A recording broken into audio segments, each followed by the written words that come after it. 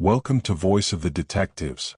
Today, we explore a gripping historical tale of intrigue, betrayal, and tragedy, Marquise de Ganges by Alexandre Dumas. Set in 17th century France, this story follows the life of the beautiful and ill-fated Marquise de Ganges, who becomes entangled in a web of conspiracy and danger within her own household. With themes of jealousy, greed, and vengeance, Dumas masterfully recounts one of history's most infamous true crime stories.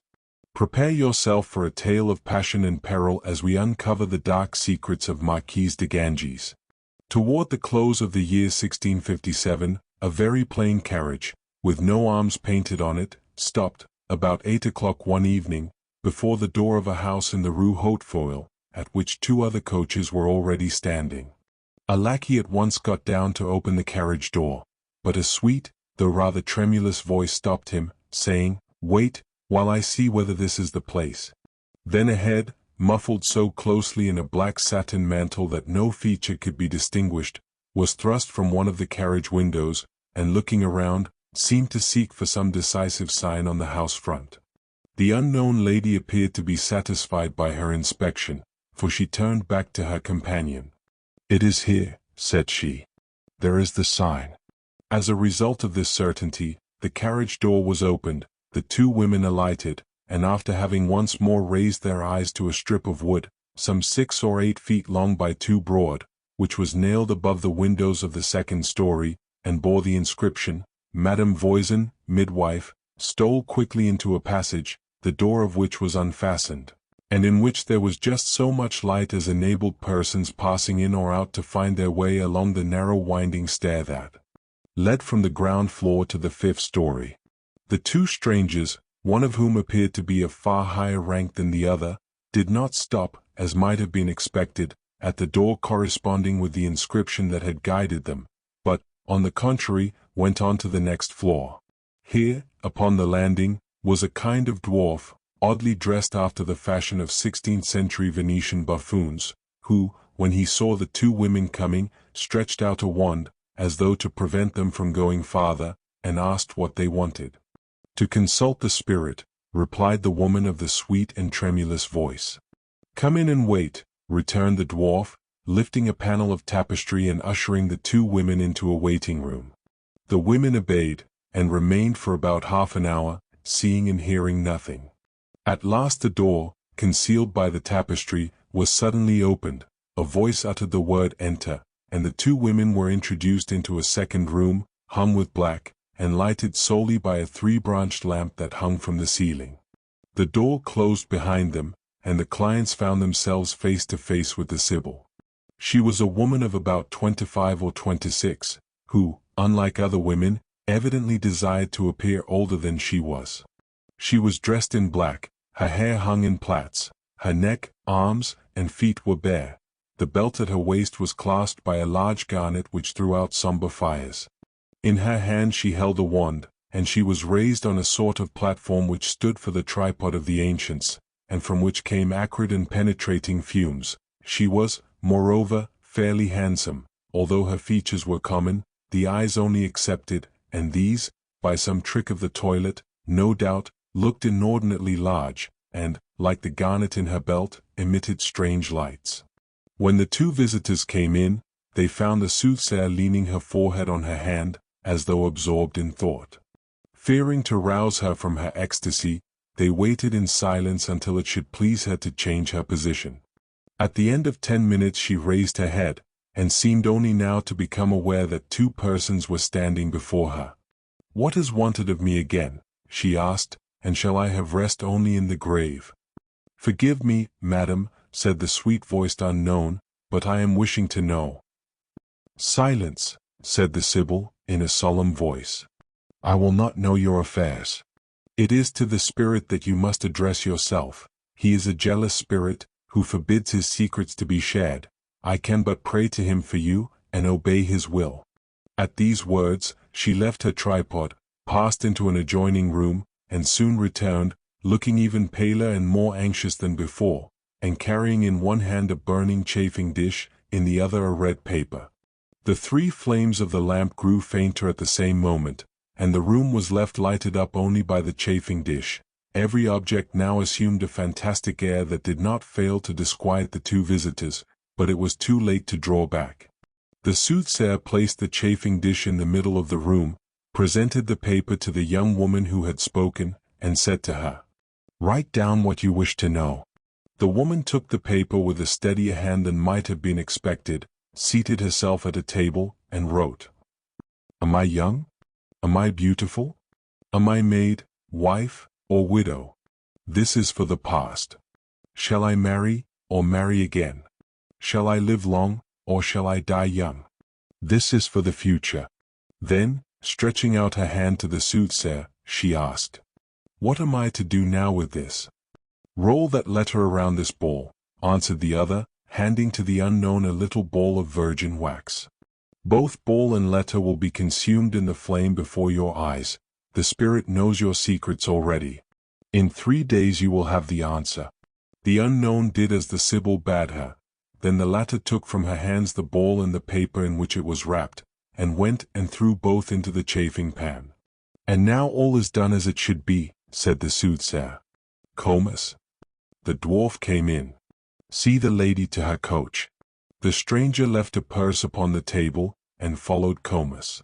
He conducted her and her companion, who was only a confidential maid, down a back staircase, used as an exit, and leading into a different street from that by which the two women had come in.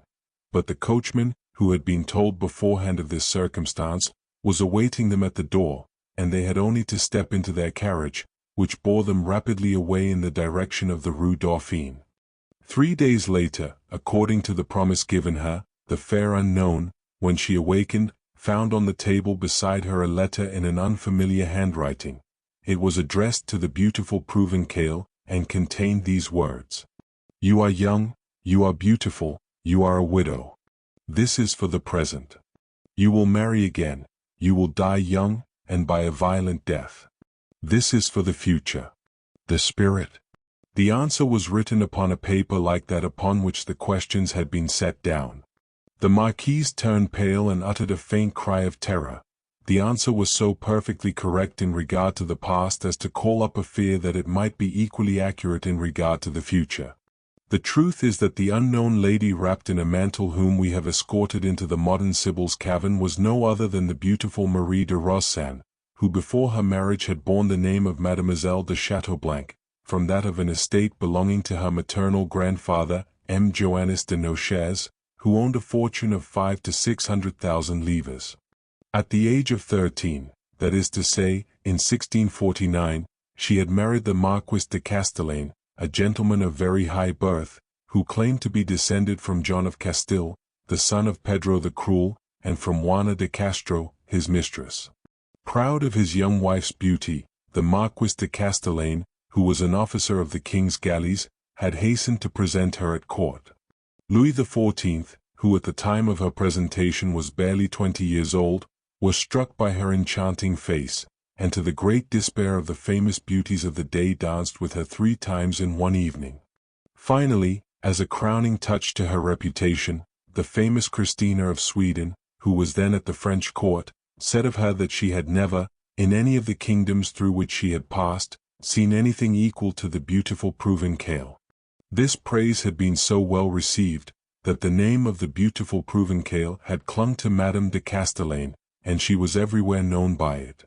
This favor of Louis XIV and this summing up of Christina's had been enough to bring the Marquise de Castellane instantly into fashion, and Mignard, who had just received a patent of nobility and been made painter to the king, put the seal to her celebrity by asking leave to paint her portrait. That portrait still exists, and gives a perfect notion of the beauty which it represents, but as the portrait is far from our reader's eyes, we will content ourselves by repeating, in its own original words, the one given in 1667 by the author of a pamphlet published at Rouen under the following title: True and Principal Circumstances of the Deplorable Death of Madame the Marquise de Ganges. Note, it is from this pamphlet, and from the account of the death of Madame the Marquise de Ganges, formerly Marquise de Castellane, that we have borrowed the principal circumstances of this tragic story. To these documents we must add, that we may not be constantly referring our readers to original sources, the celebrated Trials by Gaët de Pitaval, the Life of Marie de Rossan, and the Lettres galantes of Madame Desnoyers. Her complexion, which was of a dazzling whiteness, was illumined by not too brilliant a red, and art itself could not have arranged more skillfully the gradations by which this red joined and merged into the whiteness of the complexion. The brilliance of her face was heightened by the decided blackness of her hair, growing, as though drawn by a painter of the finest taste, around a well-proportioned brow. Her large, well-opened eyes were of the same hue as her hair, and shone with a soft and piercing flame that rendered it impossible to gaze upon her steadily. The smallness, the shape, the turn of her mouth, and the beauty of her teeth were incomparable. The position and the regular proportion of her nose added to her beauty such an air of dignity, as inspired a respect for her equal to the love that might be inspired by her beauty. The rounded contour of her face, produced by a becoming plumpness, exhibited all the vigor and freshness of health. To complete her charms, her glances, the movements of her lips and of her head, appeared to be guided by the graces. Her shape corresponded to the beauty of her face. Lastly, her arms, her hands, her bearing, and her gait were such that nothing further could be wished to complete the agreeable presentment of a beautiful woman. Note: all her contemporaries, indeed, are in agreement as to her marvelous beauty. Here is a second portrait of the Marquise, delineated in a style and manner still more characteristic of that period. You will remember that she had a complexion smoother and finer than a mirror, that her whiteness was so well commingled with the lively blood as to produce an exact admixture never beheld elsewhere, and imparting to her countenance the tenderest animation. Her eyes and hair were blacker than jet. Her eyes, I say, of which the gaze could scarce, from their excessive luster, be supported, which have been celebrated as a miracle of tenderness and sprightliness, which have given rise, 1,000 times, to the finest compliments of the day, and have been the torment of many a rash man, must excuse me, if I do not pause longer to praise them. In a letter, her mouth was the feature of her face which compelled the most critical to avow that they had seen none of equal perfection, and that, by its shape, its smallness, and its brilliance, it might furnish a pattern for all those others whose sweetness and charms had been so highly vaunted. Her nose conformed to the fair proportion of all her features. It was, that is to say, the finest in the world. The whole shape of her face was perfectly round, and of so charming a fullness that such an assemblage of beauties was never before seen together. The expression of this head was one of unparalleled sweetness and of a majesty which she softened rather by disposition than by study. Her figure was opulent, her speech agreeable, her step noble, her demeanor easy, her temper sociable, her wit devoid of malice, and founded upon great goodness of heart. It is easy to understand that a woman thus endowed could not, in a court where gallantry was more pursued than in any other spot in the world, escape the calumnies of rivals. Such calumnies, however, never produced any result. So correctly, even in the absence of her husband, did the Marquise contrive to conduct herself. Her cold and serious conversation, rather concise than lively, rather solid than brilliant, contrasted, indeed, with the light turn, the capricious and fanciful expressions employed by the wits of that time. The consequence was that those who had failed to succeed with her tried to spread a report that the Marquise was merely a beautiful idol, virtuous with the virtue of a statue. But though such things might be said and repeated in the absence of the Marquise, from the moment that she appeared in a drawing-room, from the moment that her beautiful eyes and sweet smile added their indefinable expression to those brief, hurried, and sensible words that fell from her lips, the most prejudiced came back to her and were forced to own that God had never before created anything that so nearly touched perfection. She was thus in the enjoyment of a triumph that backbiters failed to shake, and that scandal vainly sought to tarnish, when news came of the wreck of the French galleys in Sicilian waters, and of the death of the Marquis de Castellane, who was in command. The Marquise on this occasion, as usual, displayed the greatest piety and propriety. Although she had no very violent passion for her husband, with whom she had spent scarcely one of the 7 years during which their marriage had lasted, on receipt of the news she went at once into retreat, going to live with Madame d'Immerse, her mother-in-law, and ceasing not only to receive visitors but also to go out. 6 months after the death of her husband, the Marquise received letters from her grandfather, M. Joannis de Ganges, begging her to come and finish her time of mourning at Avignon. Having been fatherless almost from childhood, Mademoiselle de Chateaublanc had been brought up by this good old man, whom she loved dearly. She hastened accordingly to accede to his invitation, and prepared everything for her departure. This was at the moment when La Voisin, still a young woman, and far from having the reputation which she subsequently acquired, was yet beginning to be talked of. Several friends of the Marquise de Castellane had been to consult her, and had received strange predictions from her, some of which, either through the art of her who framed them, or through some odd concurrence of circumstances, had come true. The Marquise could not resist the curiosity with which various tales that she had heard of this woman's powers had inspired her, and some days before setting out for Avignon she made the visit which we have narrated. What answer she received to her questions we have seen. The Marquise was not superstitious, yet this fatal prophecy impressed itself upon her mind and left behind a deep trace, which neither the pleasure of revisiting her native place, nor the affection of her grandfather, nor the fresh admiration which she did not fail to receive, could succeed in removing. Indeed, this fresh admiration was a weariness to the Marquise, and before long she begged leave of her grandfather to retire into a convent and to spend there the last 3 months of her mourning. It was in that place, and it was with the warmth of these poor cloistered maidens, that she heard a man spoken of for the first time, whose reputation for beauty, as a man, was equal to her own, as a woman. This favorite of nature was the Sieur de Lenaide, Marquis de Ganges, Baron of Languedoc, and Governor of Saint-André, in the Diocese of Uzes. The Marquise heard of him so often, and it was so frequently declared to her that nature seemed to have formed them for each other, that she began to allow admission to a very strong desire of seeing him. Doubtless, the Sieur de Lenaide, stimulated by similar suggestions, had conceived a great wish to meet the Marquise, for, having got M. de Ganges, who no doubt regretted her prolonged retreat, to entrust him with a commission for his granddaughter, he came to the convent parlor and asked for the fair recluse. She, although she had never seen him, recognized him at the first glance, for having never seen so handsome a cavalier as he who now presented himself before her, she thought this could be no other than the Marquis de Ganges, of whom people had so often spoken to her. That which was to happen, happened. The Marquise de Castellane and the Marquis de Ganges could not look upon each other without loving. Both were young, the Marquis was noble and in a good position, the Marquise was rich, everything in the match, therefore, seemed suitable, and indeed it was deferred only for the space of time necessary to complete the year of mourning, and the marriage was celebrated towards the beginning of the year 1558. The Marquis was 20 years of age, and the Marquise 22. The beginnings of this union were perfectly happy. The Marquis was in love for the first time, and the Marquise did not remember ever to have been in love.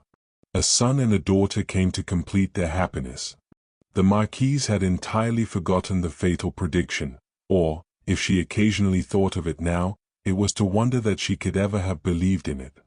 Such happiness is not of this world, and when by chance it lingers here a while, it seems sent rather by the anger than by the goodness of God. Better, indeed, would it be for him who possesses and who loses it, never to have known it. The Marquis de Ganges was the first to weary of this happy life. Little by little he began to miss the pleasures of a young man. He began to draw away from the Marquise and to draw nearer to his former friends. On her part, the Marquise, who for the sake of wedded intimacy had sacrificed her habits of social life, threw herself into society, where new triumphs awaited her. These triumphs aroused the jealousy of the Marquis, but he was too much a man of his century to invite ridicule by any manifestation.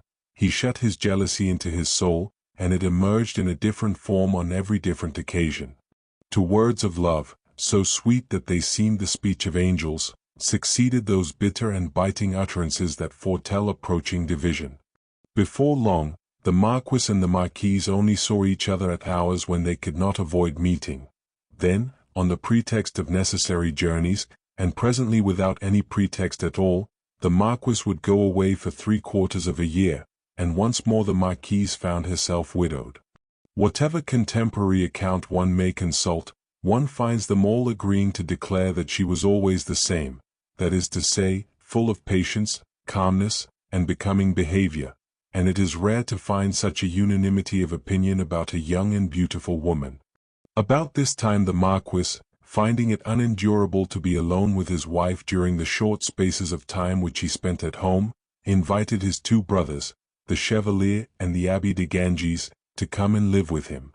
He had a third brother, who, as the second son, bore the title of Comte, and who was colonel of the Languedoc regiment, but as this gentleman played no part in this story we shall not concern ourselves with him.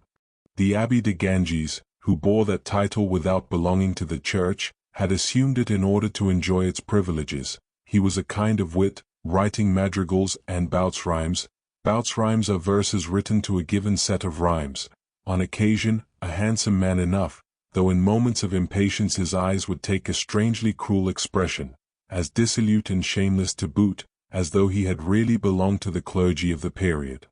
The Chevalier de Ganges, who shared in some measure the beauty so profusely showered upon the family, was one of those feeble men who enjoy their own nullity, and grow on to old age inapt alike for good and evil, unless some nature of a stronger stamp lays hold on them and drags them like faint and pallid satellites in its wake. This was what befell the Chevalier in respect of his brother, submitted to an influence of which he himself was not aware, and against which, had he but suspected it, he would have rebelled with the obstinacy of a child. He was a machine obedient to the will of another mind and to the passions of another heart, a machine which was all the more terrible in that no movement of instinct or of reason could, in his case, arrest the impulse given. Moreover, this influence which the Abbé had acquired over the Chevalier extended, in some degree also, to the Marquis. Having as a younger son no fortune, having no revenue, for though he wore a churchman's robes he did not fulfill a churchman's functions, he had succeeded in persuading the Marquis, who was rich, not only in the enjoyment of his own fortune, but also in that of his wife, which was likely to be nearly doubled at the death of M. de Noailles, that some zealous man was needed who would devote himself to the ordering of his house and the management of his property, and had offered himself for the post. The Marquis had very gladly accepted, being, as we have said, tired by this time of his solitary home life, and the Abbé had brought with him the Chevalier, who followed him like his shadow, and who was no more regarded than if he had really possessed no body. The Marquise often confessed afterwards that when she first saw these two men, although their outward aspect was perfectly agreeable, she felt herself seized by a painful impression, and that the fortune-teller's prediction of a violent death, which she had so long forgotten, gashed out like lightning before her eyes. The effect on the two brothers was not of the same kind. The beauty of the Marquise struck them both, although in different ways. The Chevalier was in ecstasies of admiration, as though before a beautiful statue, but the impression that she made upon him was that which would have been made by marble, and if the Chevalier had been left to himself the consequences of this admiration would have been no less harmless.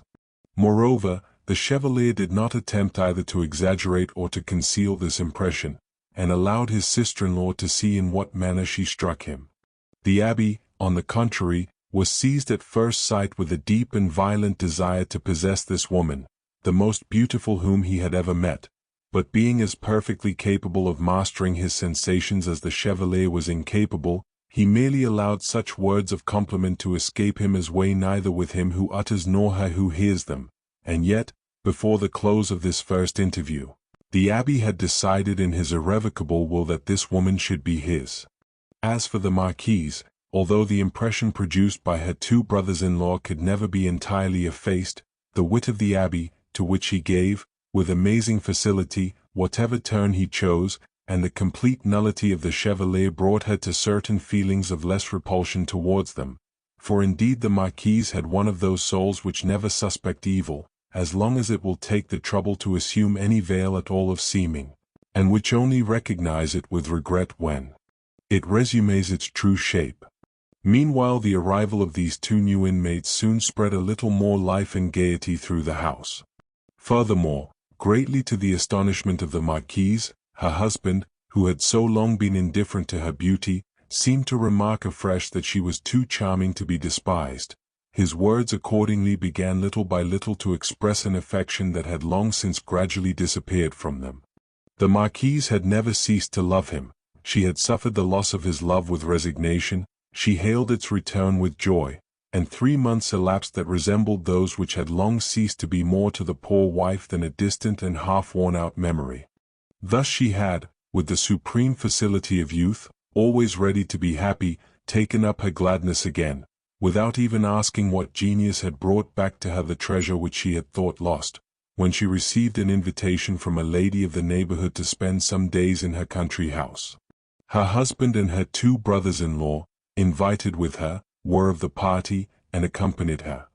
A great hunting party had been arranged beforehand, and almost immediately upon arriving everyone began to prepare for taking part in it. The abbé, whose talents had made him indispensable in every company, declared that for that day he was the marquise's cavalier, a title which his sister-in-law, with her usual amiability, confirmed. Each of the huntsmen, following this example, made choice of a lady to whom to dedicate his attentions throughout the day. Then, this chivalrous arrangement being completed, all present directed their course towards the place of meeting. That happened which almost always happens: the dogs hunted on their own account. 2 or 3 sportsmen only followed the dogs, the rest got lost. The abbé, in his character of esquire to the marquise, had not left her for a moment, and had managed so cleverly that he was alone with her, an opportunity which he had been seeking for a month previously with no less care than the marquise had been using to avoid it. No sooner, therefore, did the marquise believe herself aware that the abbé had intentionally turned aside from the hunt than she attempted to gallop her horse in the opposite direction from that which she had been following, but the abbé stopped her.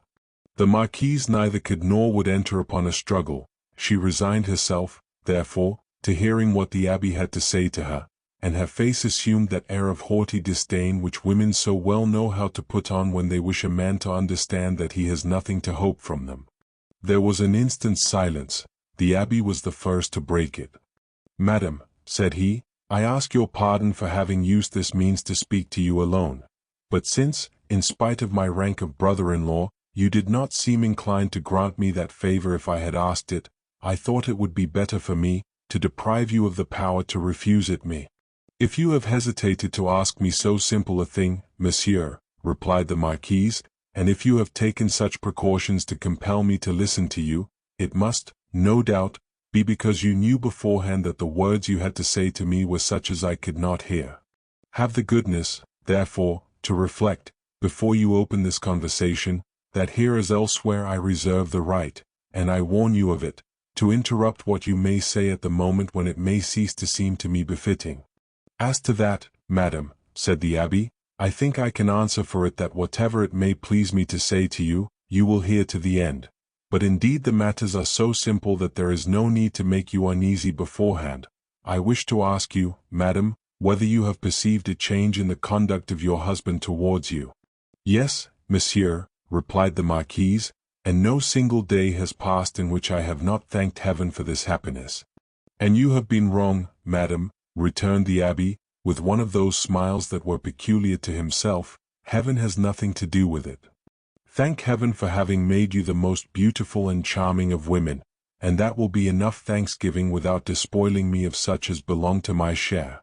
"I do not understand you, monsieur," said the marquise in an icy tone. "Well, I will make myself comprehensible, my dear sister-in-law. I am the worker of the miracle for which you are thanking heaven. To me therefore belongs your gratitude. Heaven is rich enough not to rob the poor. You are right, monsieur. If it is really to you that I owe this return, the cause of which I did not know, I will thank you in the first place, and then afterwards I will thank heaven for having inspired you with this good thought." "Yes," answered the abbé, "but heaven, which has inspired me with a good thought, may equally well inspire me with a bad one, if the good thought does not bring me what I expect from it." "What do you mean, monsieur?" "That there has never been more than one will in the family, and that will is mine. That the minds of my 2 brothers turn according to the fancy of that will like weathercocks before the wind, and that he who has blown hot can blow cold." "I am still waiting for you to explain yourself, monsieur. Well, then, my dear sister-in-law, since you are pleased not to understand me, I will explain myself more clearly. My brother turned from you through jealousy.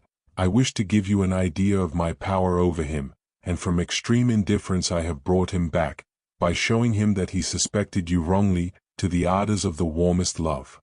Well, I need only tell him that I was mistaken, and fix his wandering suspicions upon any man whatever, and I shall take him away from you, even as I have brought him back. I need give you no proof of what I say. You know perfectly well that I am speaking the truth. And what object had you, in acting this part? To prove to you, madam, that at my will I can cause you to be sad or joyful, cherished or neglected, adored or hated. Madam, listen to me, I love you. You insult me, monsieur, cried the marquise, trying to withdraw the bridle of her horse from the abbé's hands. No fine words, my dear sister-in-law, for, with me, I warn you, they will be lost. To tell a woman one loves her is never an insult, only there are 1,000 different ways of obliging her to respond to that love. The error is to make a mistake in the way that one employs, that is the whole of the matter. And may I inquire which you have chosen? Asked the marquise, with a crushing smile of contempt. The only one that could succeed with a calm, cold, strong woman like you, the conviction that your interest requires you to respond to my love. Since you profess to know me so well, answered the marquise, with another effort, as unsuccessful as the former, to free the bridle of her horse, you should know how a woman like me would receive such an overture. Say to yourself what I might say to you, and above all, what I might say to my husband. The abbé smiled. Oh, as to that, he returned, you can do as you please, madam. Tell your husband whatever you choose. Repeat our conversation word for word. Add whatever your memory may furnish, true or false, that may be most convincing against me.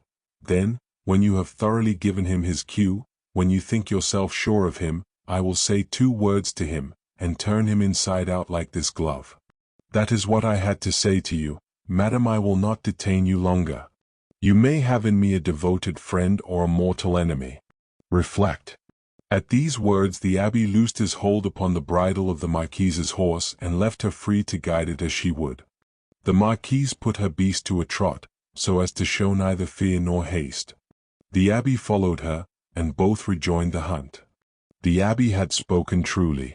The marquise, notwithstanding the threat which she had made, reflected upon the influence which this man had over her husband, and of which she had often had proof she kept silence, therefore, and hoped that he had made himself seem worse than he was, to frighten her.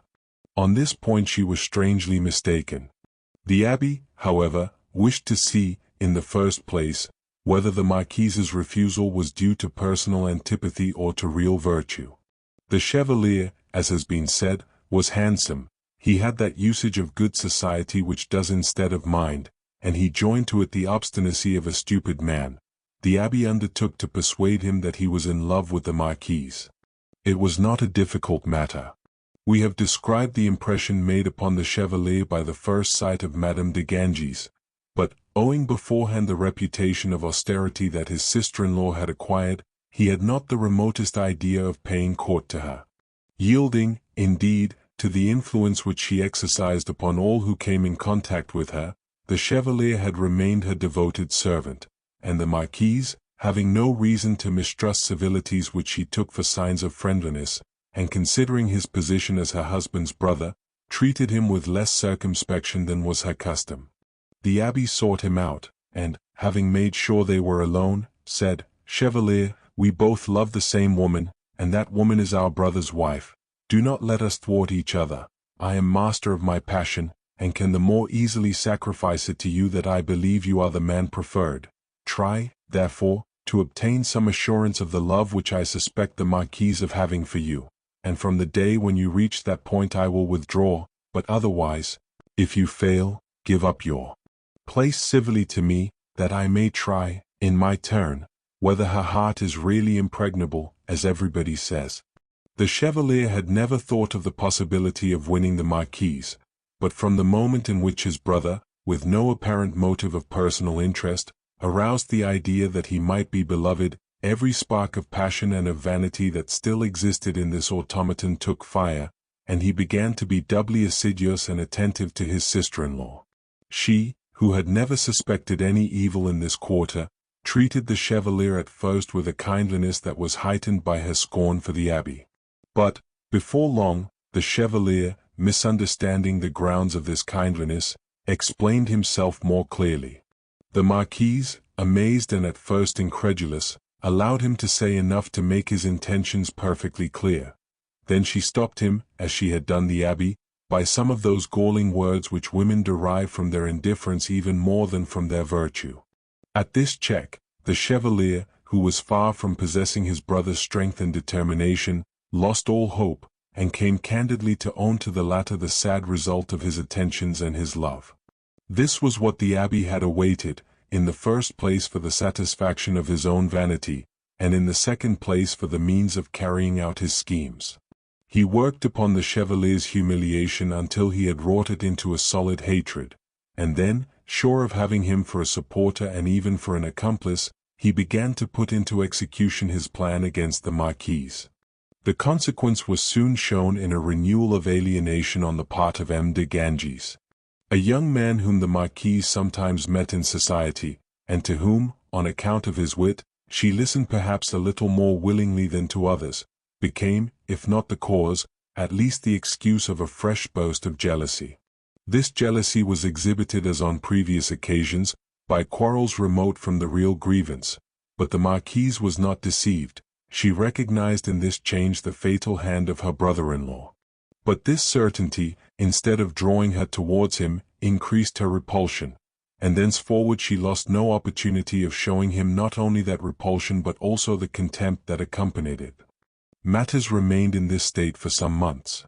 Every day the Marquise perceived her husband growing colder, and although the spies were invisible she felt herself surrounded by a watchfulness that took note of the most private details of her life. As to the abbé and the Chevalier, they were as usual, only the abbé had hidden his hate behind a smile that was habitual, and the Chevalier his resentment behind that cold and stiff dignity in which dull minds enfold themselves when they believe themselves injured in their vanity. In the midst of all this, M. Joannes de Noches died, and added to the already considerable fortune of his granddaughter another fortune of from 600,000 to 700,000 livres. This additional wealth became, on accruing to the Marquise, what was then called, in countries where the Roman law prevailed, a paraphernal estate, that is to say that, falling in, after marriage? It was not included in the dowry brought by the wife, and that she could dispose freely both of the capital and the income, which might not be administered even by her husband without a power of attorney, and of which she could dispose at pleasure, by donation or by will.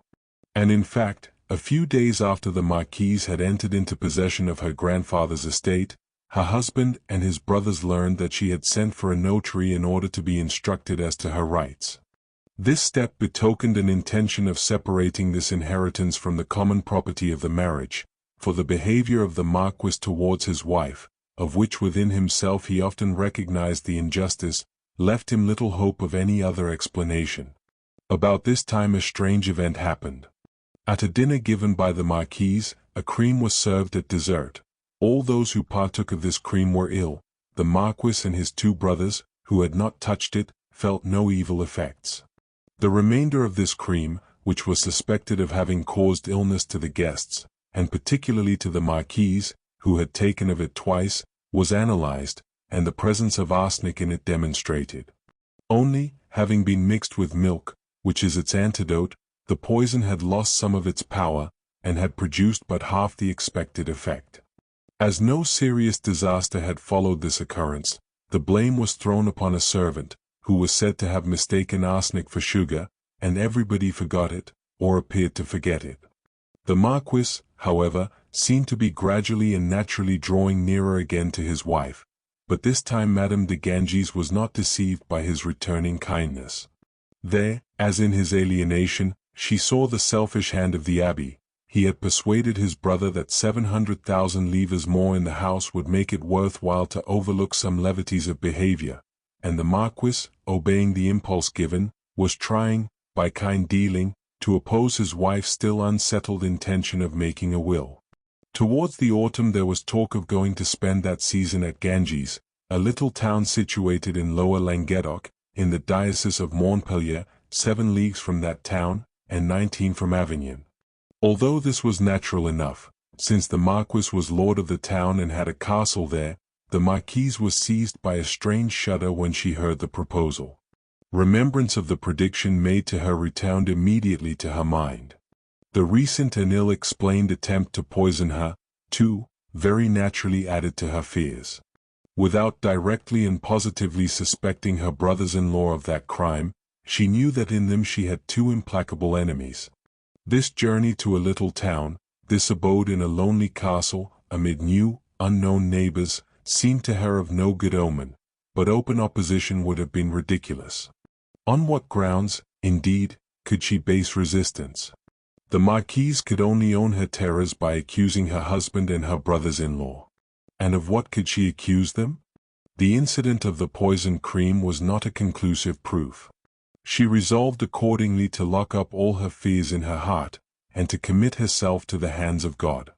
Nevertheless, she would not leave Avignon without signing the will which she had contemplated making ever since M. de Nochere's death. A notary was called in who drew up the document.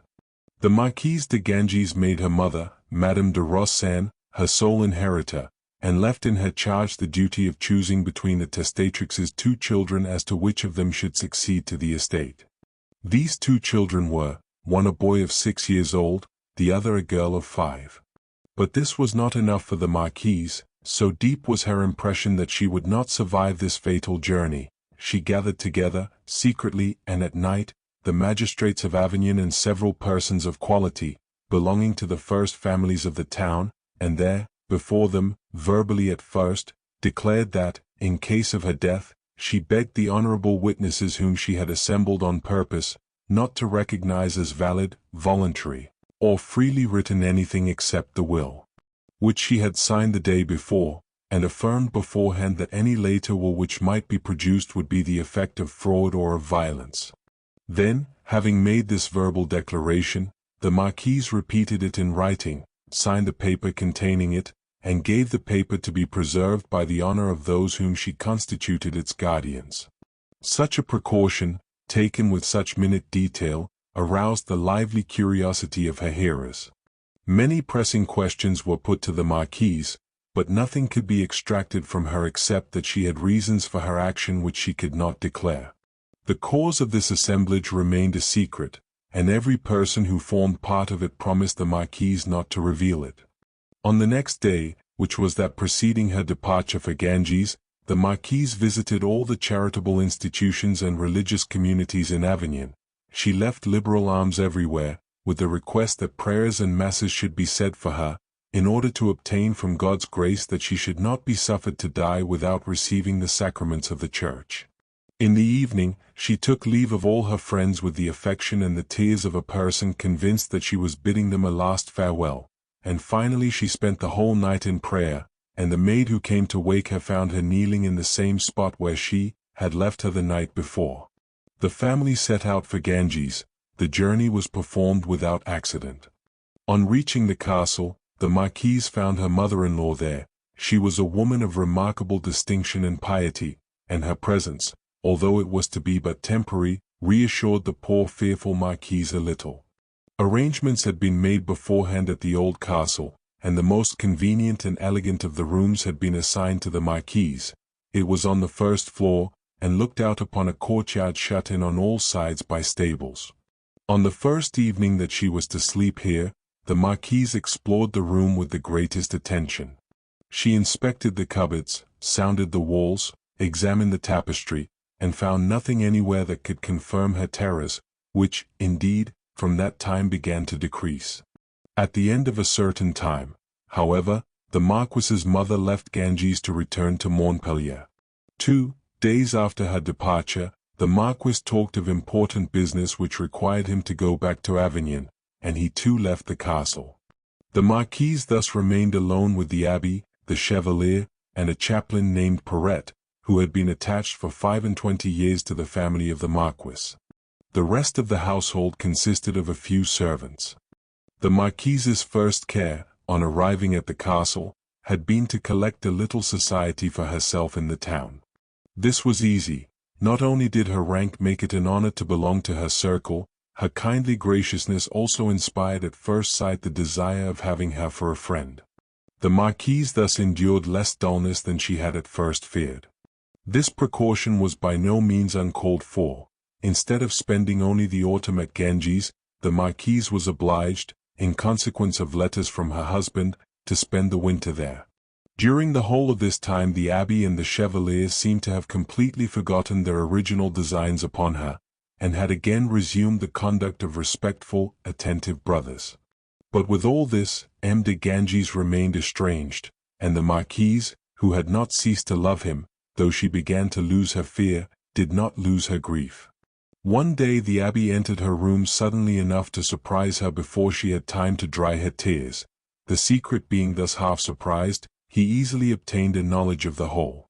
The Marquise owned to him that happiness in this world was impossible for her so long as her husband led this separate and hostile life. The abbé tried to console her, but amid his consolations he told her that the grief which she was suffering had its source in herself, that her husband was naturally wounded by her distrust of him, a distrust of which the will, executed by her, was a proof, all the more humiliating because public, and that, while that will existed, she could expect no advances towards reconciliation from her husband. For that time the conversation ended there. Some days later, the abbé came into the Marquise's room with a letter which he had just received from his brother. This letter, supposed confidential, was filled with tender complaints of his wife's conduct towards him, and showed, through every sentence, a depth of affection which only wrongs as serious as those from which the Marquis considered himself to be feeling could counterbalance. The Marquise was, at first, very much touched by this letter, but having soon reflected that just sufficient time had elapsed since the explanation between herself and the abbé for the Marquis to be informed of it, she awaited further and stronger proofs before changing her mind. From day to day, however, the abbé, under the pretext of reconciling the husband and wife, became more pressing upon the matter of the will, and the Marquise, to whom this insistence seemed rather alarming, began to experience some of her former fears. Finally, the abbé pressed her so hard as to make her reflect that since, after the precautions which she had taken at Avignon, a revocation could have no result, it would be better to seem to yield rather than irritate this man, who inspired her with so great a fear, by constant and obstinate refusals. The next time that he returned to the subject she accordingly replied that she was ready to offer her husband this new proof of her love if it would bring him back to her, and having ordered a notary to be sent for, she made a new will, in the presence of the abbé and the chevalier, and constituted the Marquis her residuary legatee. This second instrument bore date the 5th of May 1667. The abbé and the chevalier expressed the greatest joy that this subject of discord was at last removed, and offered themselves as guarantees, on their brother's behalf, of a better future. Some days were passed in this hope, which a letter from the Marquis came to confirm. This letter at the same time announced his speedy return to Ganges. On the 16th of May, the Marquise, who for a month or two had not been well, determined to take medicine. She therefore informed the chemist of what she wanted, and asked him to make her up something at his discretion and send it to her the next day. Accordingly, at the agreed hour in the morning, the draught was brought to the Marquise, but it looked to her so black and so thick that she felt some doubt of the skill of its compounder, shut it up in a cupboard in her room without saying anything of the matter, and took from her dressing-case some pills, of a less efficacious nature indeed, but to which she was accustomed, and which were not so repugnant to her. The hour in which the Marquise was to take this medicine was hardly over when the abbé and the chevalier sent to know how she was. She replied that she was quite well, and invited them to a collation which she was giving about 4 o'clock to the ladies who made up her little circle. An hour afterwards the abbé and the chevalier sent a second time to inquire after her. The Marquise, without paying particular attention to this excessive civility, which she remembered afterwards, sent word as before that she was perfectly well. The Marquise had remained in bed to do the honors of her little feast, and never had she felt more cheerful. At the hour named all her guests arrived. The abbé and the chevalier were ushered in, and the meal was served. Neither one nor the other would share it. The abbé indeed sat down to table, but the chevalier remained leaning on the foot of the bed. The abbé appeared anxious, and only roused himself with a start from his absorption. Then he seemed to drive away some dominant idea, but soon the idea, stronger than his will, plunged him again into a reverie, a state which struck everyone the more particularly because it was far from his usual temper. As to the chevalier, his eyes were fixed constantly upon his sister-in-law, but in this there was not, as in his brother's behavior, anything surprising, since the marquise had never looked so beautiful. The meal over, the company took leave. The abbé escorted the ladies downstairs.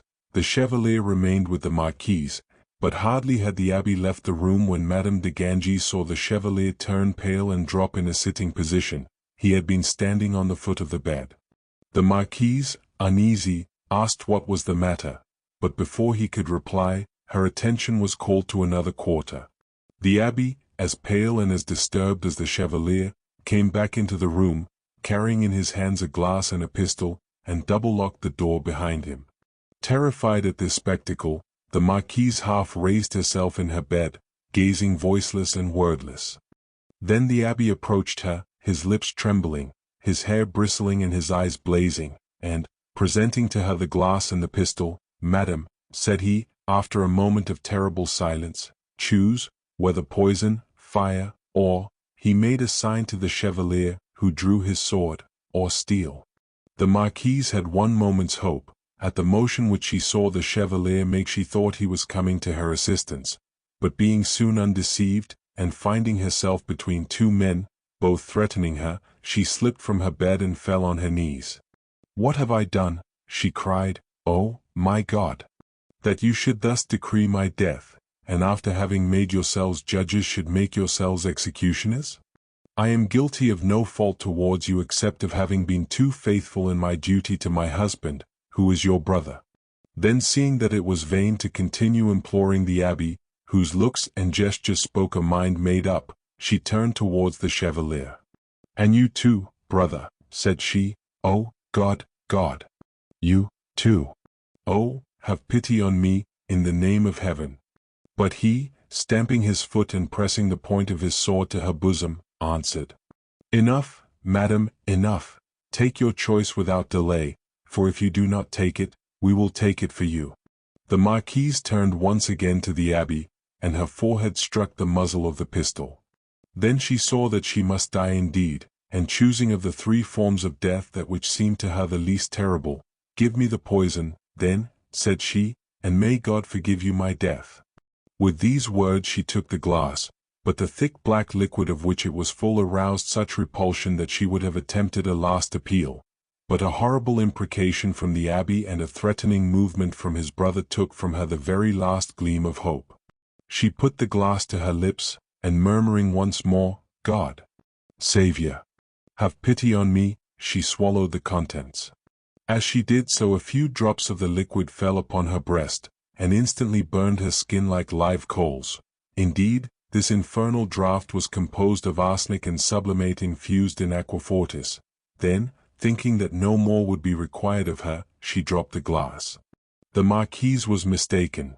The abbé picked it up, and observing that all the sediment had remained at the bottom, he gathered together on a silver bodkin all that had coagulated on the sides of the glass and all that had sunk to the bottom, and presenting this ball, which was about the size of a nut, to the marquise, on the end of the bodkin, he said, "Come, madam, you must swallow the holy water sprinkler."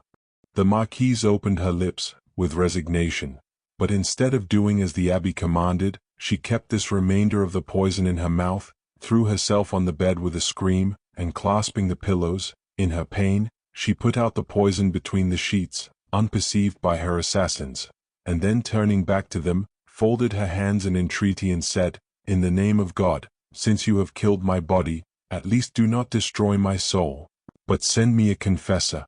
Cruel though the abbé and the chevalier were, they were no doubt beginning to weary of such a scene. Moreover, the mortal deed was accomplished. After what she had drunk, the marquise could live but a few minutes. At her petition they went out, locking the door behind them. But no sooner did the Marquise find herself alone than the possibility of flight presented itself to her. She ran to the window. This was but 22 feet above the ground, but the earth below was covered with stones and rubbish. The Marquise, being only in her nightdress, hastened to slip on a silk petticoat, but at the moment when she finished tying it round her waist she heard a step approaching her room, and believing that her murderers were returning to make an end of her, she flew like a madwoman to the window. At the moment of her setting foot on the window ledge, the door opened. The Marquise, ceasing to consider anything, flung herself down, head first. Fortunately, the newcomer, who was the castle chaplain, had time to reach out and seize her skirt. The skirt, not strong enough to bear the weight of the Marquise, tore, but its resistance, slight though it was, sufficed nevertheless to change the direction of her body. The Marquise, whose head would have been shattered on the stones, fell on her feet instead, and beyond their being bruised by the stones, received no injury. Half stunned though she was by her fall, the Marquise saw something coming after her, and sprang aside. It was an enormous pitcher of water, beneath which the priest, when he saw her escaping him, had tried to crush her. But either because he had ill carried out his attempt or because the Marquise had really had time to move away, the vessel was shattered at her feet without touching her, and the priest, seeing that he had missed his aim, ran to warn the abbé and the chevalier that the victim was escaping. As for the Marquise, she had hardly touched the ground, when with admirable presence of mind she pushed the end of one of her long plaits so far down her throat as to provoke a fit of vomiting. This was the more easily done that she had eaten heartily of the collation, and happily the presence of the food had prevented the poison from attacking the coats of the stomach so violently as would otherwise have been the case. Scarcely had she vomited when a tame boar swallowed what she had rejected, and falling into a convulsion, died immediately. As we have said, the room looked upon an enclosed courtyard, and the Marquise at first thought that in leaping from her room into this court she had only changed her prison. But soon perceiving a light that flickered from an upper window of the stables, she ran thither, and found a groom who was just going to bed. "In the name of heaven, my good man," said she to him, "save me. I am poisoned. They want to kill me. Do not desert me, I entreat you. Have pity on me, open this stable for me, let me get away. Let me escape." The groom did not understand much of what the Marquise said to him, but seeing a woman with disordered hair, half naked, asking help of him, he took her by the arm, led her through the stables, opened a door for her, and the Marquise found herself in the street. Two women were passing. The groom put her into their hands, without being able to explain to them what he did not know himself. As for the Marquise, she seemed able to say nothing beyond these words: "Save me. I am poisoned. In the name of heaven, save me." All at once she escaped from their hands and began to run like a mad woman. She had seen, 20 steps away, on the threshold of the door by which she had come, her two murderers in pursuit of her. Then they rushed after her, she shrieking that she was poisoned, they shrieking that she was mad, and all this happening amid a crowd which, not knowing what part to take, divided and made way for the victim and the murderers. Terror gave the Marquise superhuman strength. The woman, who was accustomed to walk in silken shoes upon velvet carpets, ran with bare and bleeding feet over stocks and stones, vainly asking help, which none gave her, for, indeed, seeing her thus, in mad flight, in a nightdress, with flying hair, her only garment a tattered silk petticoat, it was difficult not to think that this woman was, as her brothers-in-law said, mad.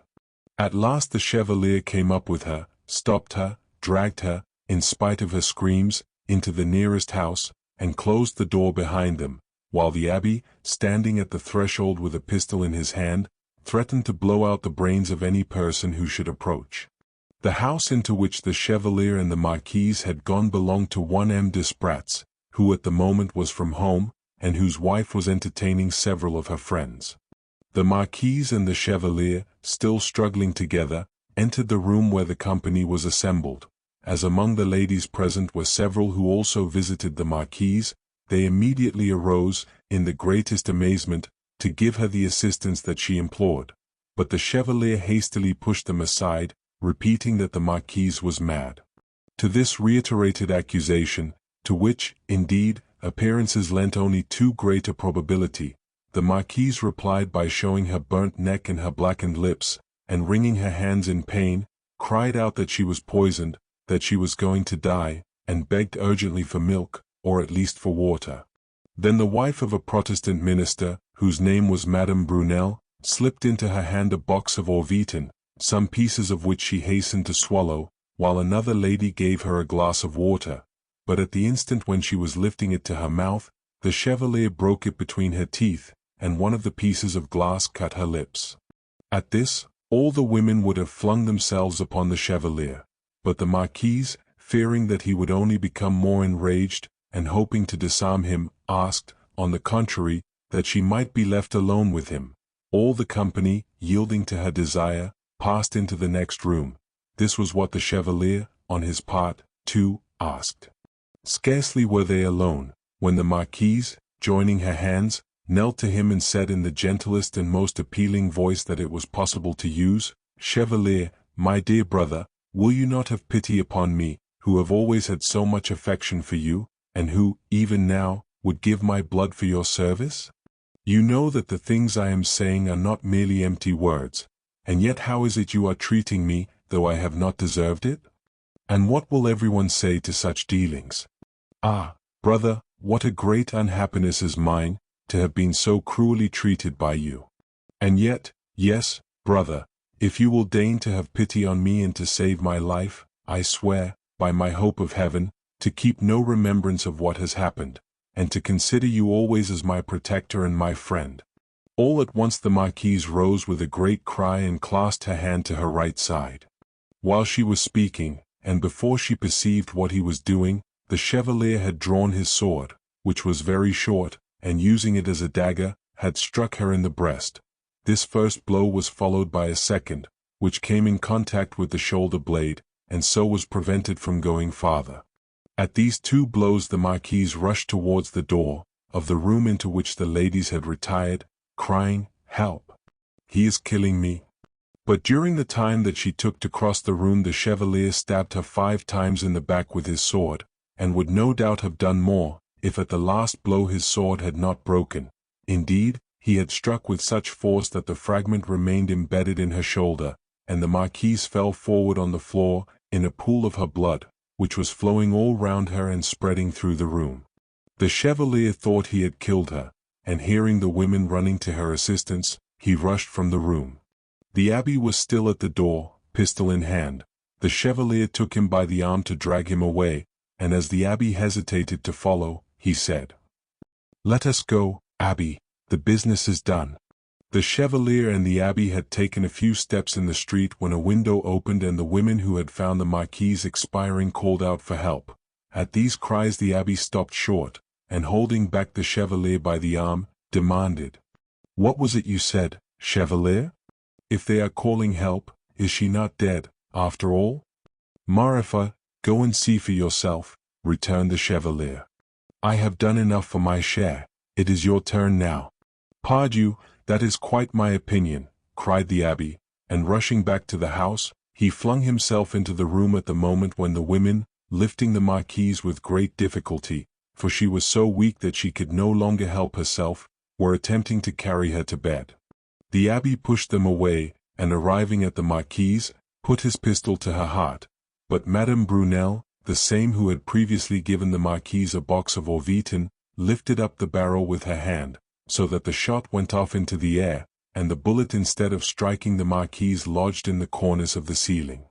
The abbé then took the pistol by the barrel and gave Madame Brunette so violent a blow upon the head with the butt that she staggered and almost fell. He was about to strike her again, but all the women uniting against him, pushed him, with thousands of maledictions, out of the room, and locked the door behind him. The two assassins, taking advantage of the darkness, fled from Ganges, and reached Urbines, which is a full league away, about 10 in the evening. Meanwhile the women were doing all they could for the Marquise. Their first intention, as we have already said, was to put her to bed, but the broken sword blade made her unable to lie down, and they tried in vain to pull it out, so deeply had it entered the bone. Then the Marquise herself showed Madame Brunei what method to take. The operating lady was to sit on the bed, and while the others helped to hold up the Marquise, was to seize the blade with both hands, and pressing her knees against the patient's back, to pull violently and with a great jerk. This plan at last succeeded, and the Marquise was able to get to bed. It was 9 in the evening, and this horrible tragedy had been going on for nearly 3 hours. The magistrates of Ganges, being informed of what had happened, and beginning to believe that it was really a case of murder, came in person, with a guard, to the Marquise. As soon as she saw them come in she recovered strength, and raising herself in bed, so great was her fear, clasped her hands and besought their protection, for she always expected to see one or the other of her murderers return.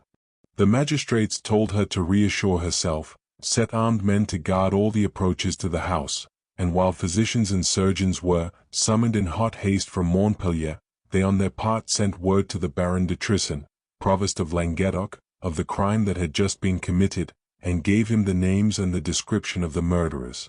That official at once sent people after them, but it was already too late. He learned that the abbé and the chevalier had slept at Aubenas on the night of the murder, that there they had reproached each other for their unskillfulness, and had come near cutting each other's throats, that finally they had departed before daylight, and had taken a boat, near Agde, from a beach called the Gras de Palaval.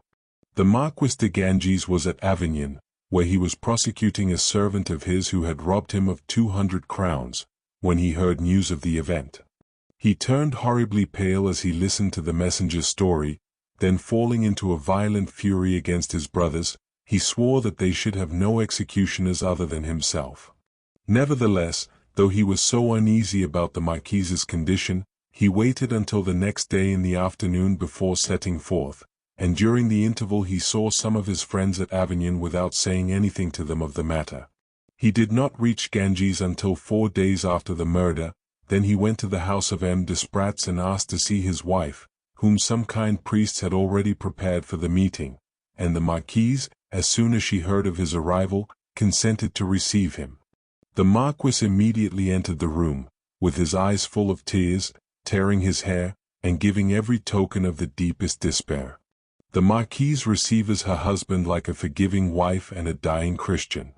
She scarcely even uttered some slight reproaches about the manner in which he had deserted her. Moreover, the Marquis having complained to a monk of these reproaches, and the monk having reported his complaints to the Marquise, she called her husband to her bedside, at a moment when she was surrounded by people, and made him a public apology, begging him to attribute the words that seemed to have wounded him to the effect of her sufferings, and not to any failure in her regard for him.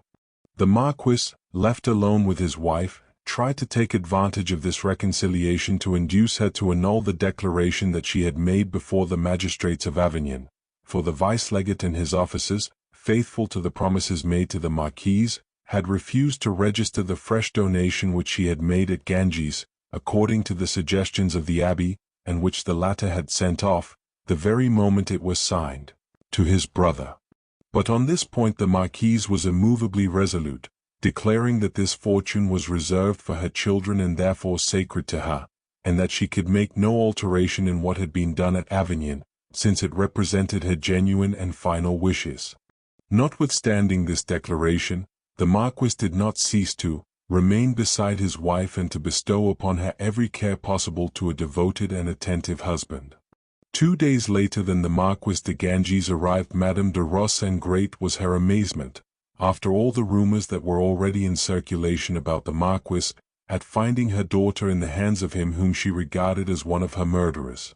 But the Marquise, far from sharing that opinion, did all she could, not only to make her mother feel differently, but even to induce her to embrace the Marquis as a son. This blindness on the part of the Marquise caused Madame de Rosse so much grief that notwithstanding her profound affection for her daughter she would only stay 2 days, and in spite of the entreaties that the dying woman made to her, she returned home, not allowing anything to stop her. This departure was a great grief to the Marquise, and was the reason why she begged with renewed entreaties to be taken to Montpellier. The very sight of the place where she had been so cruelly tortured continually brought before her, not only the remembrance of the murder, but the image of the murderers, who in her brief moments of sleep so haunted her that she sometimes awoke suddenly, uttering shrieks and calling for help.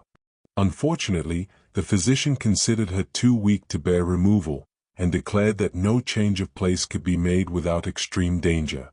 Then, when she heard this verdict, which had to be repeated to her, and which her bright and lively complexion and brilliant eyes seemed to contradict, the Marquise turned all her thoughts towards holy things, and thought only of dying like a saint after having already suffered like a martyr.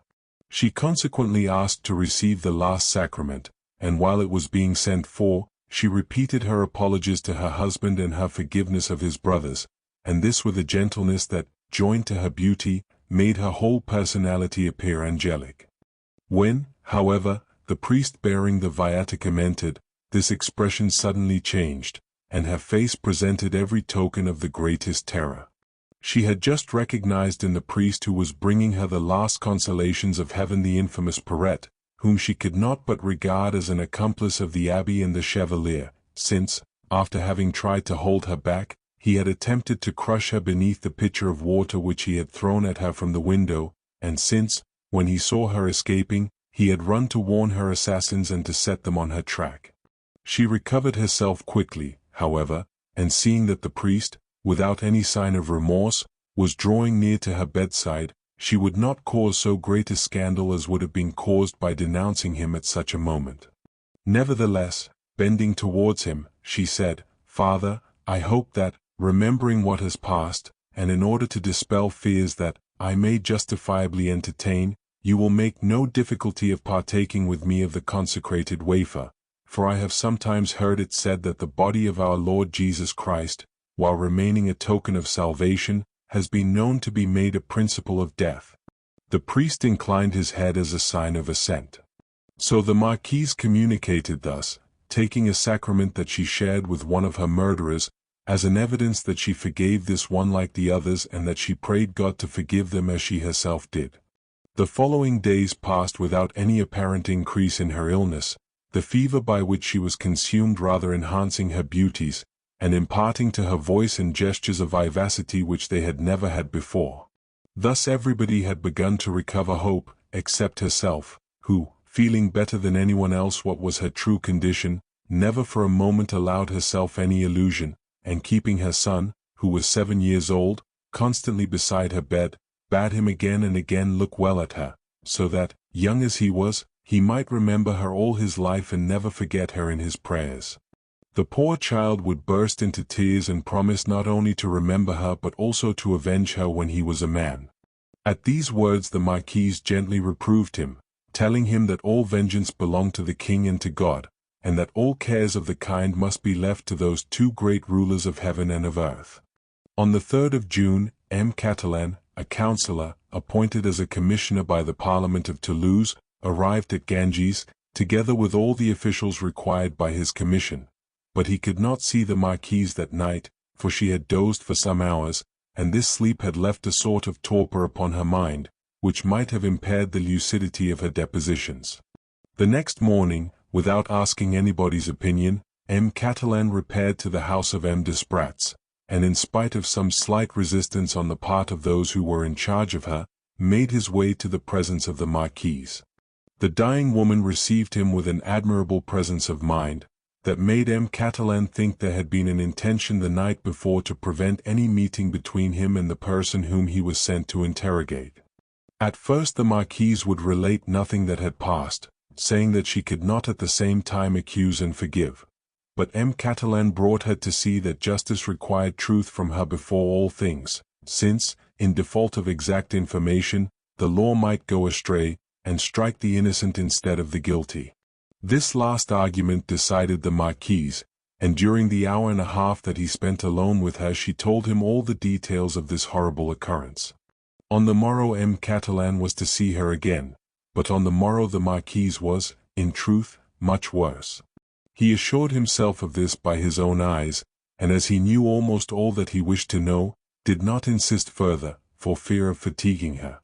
Indeed, from that day forward, such atrocious sufferings laid hold upon the Marquise, that notwithstanding the firmness which she had always shown, and which she tried to maintain to the end, she could not prevent herself from uttering screams mingled with prayers. In this manner she spent the whole day of the 4th and part of the 5th. At last, on that day, which was a Sunday, towards 4 o'clock in the afternoon, she expired. The body was immediately opened, and the physicians attested that the Marquise had died solely from the power of the poison, none of the 7 sword cuts which she had received being mortal. They found the stomach and bowels burned and the brain blackened.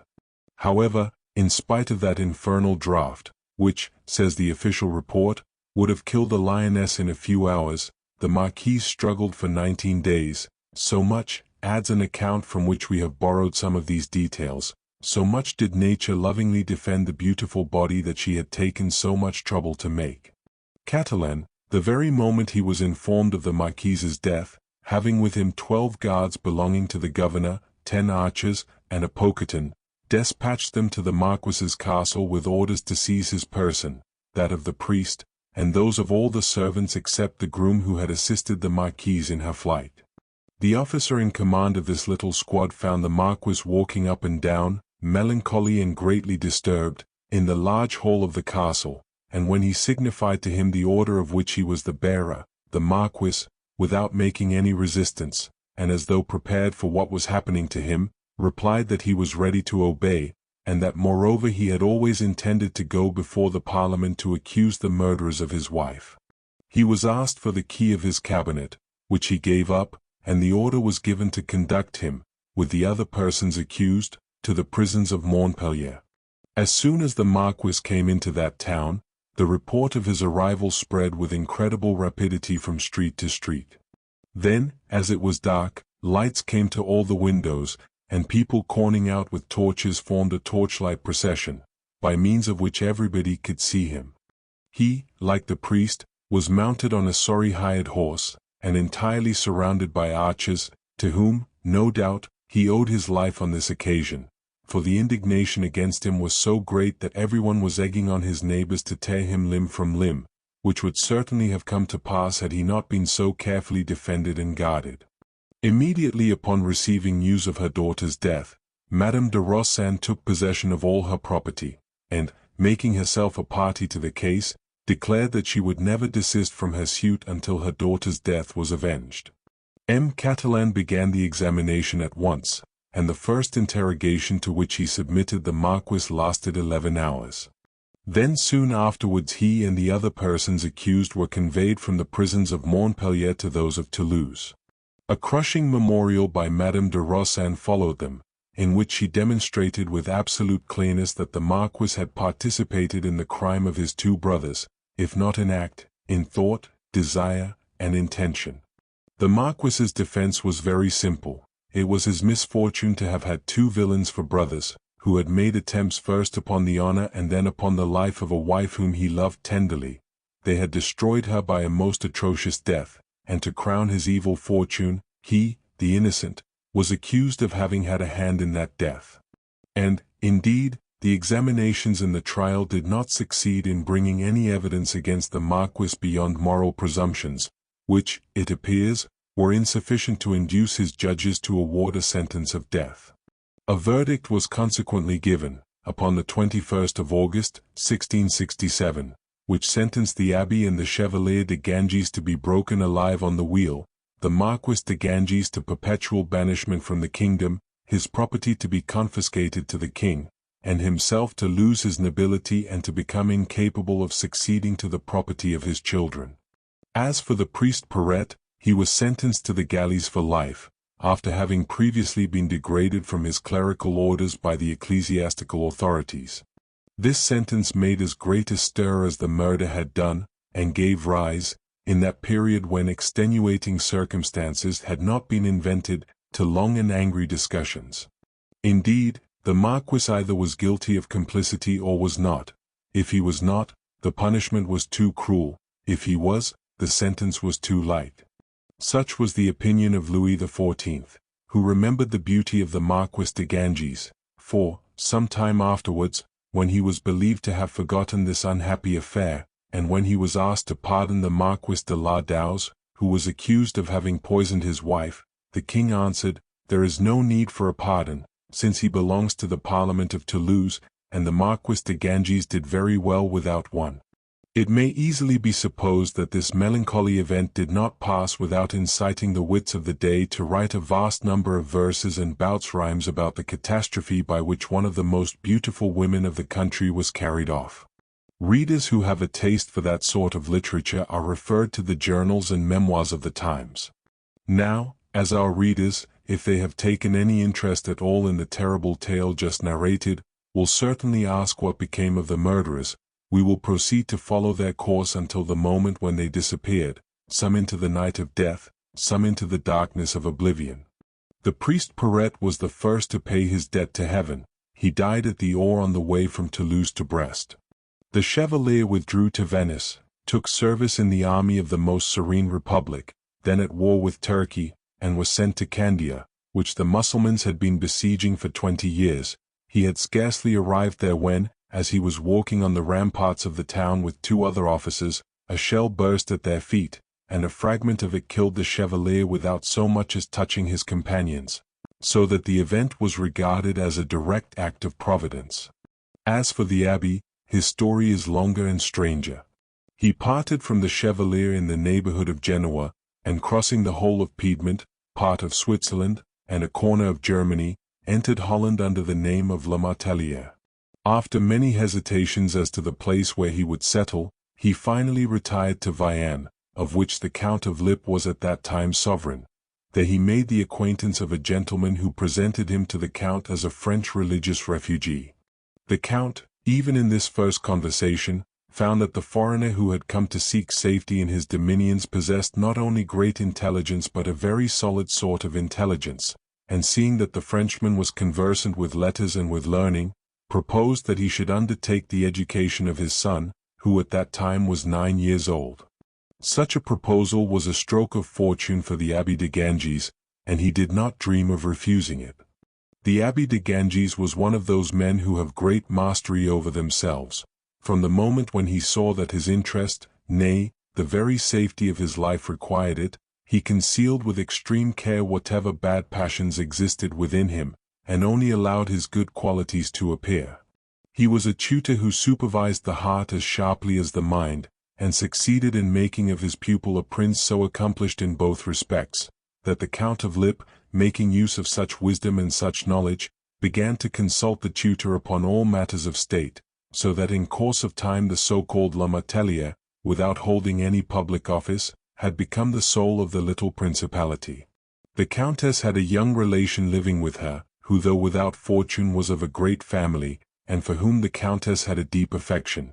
It did not escape her notice that her son's tutor had inspired this poor young girl with warmer feelings than became her high station, and that the false Le Martellier, emboldened by his own growing credit, had done all he could to arouse and keep up these feelings.